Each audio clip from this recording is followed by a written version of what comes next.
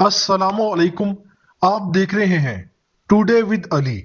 आज की इस वीडियो में आप पाकिस्तान के सूबा सिंध के शहर सक्खर के बारे में मालूमात हासिल कर सकेंगे।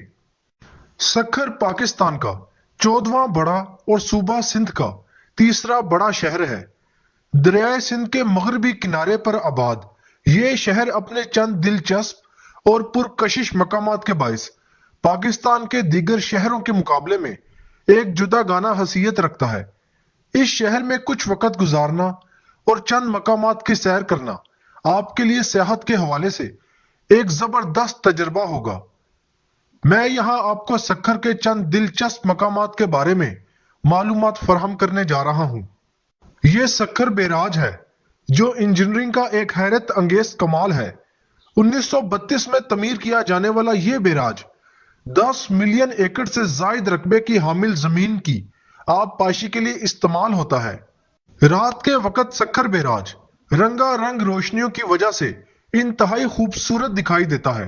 सक्खर बैराज से निकलने वाली 3 नहरों का एक दिलचस्प फजाई नजारा इस वक्त आप देख रहे हैं। इन नहरों को दादू केनाल, राइस केनाल और कीर्थर केनाल के नाम से जाना जाता है। ये सक्खर का एक मशहूर पुल है जो कैंची पुल के नाम से जाना जाता है। ये रेलवे पुल 1889 में तमीर किया गया था, लेकिन उस वक्त इंजीनियर इस पुल के इस्तेहकाम के हवाले से पुरउम्मीद नहीं थे।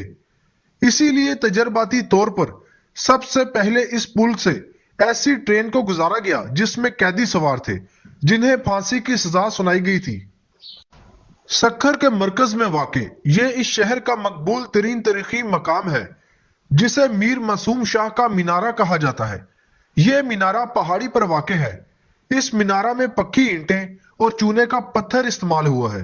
यह मीनारा 84 फुट चौड़ा, 84 फुट लंबा और सीढ़ी के कदमों की तादाद भी यहाँ 84 है। यह मोहम्मद बिन कासिम की तारीखी मस्जिद की बाकियात है।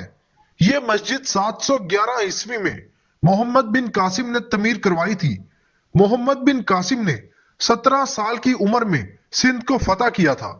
स्क्रीन पर नजर आने वाली ये जगह लबे मेहरान के नाम से जानी जाती है।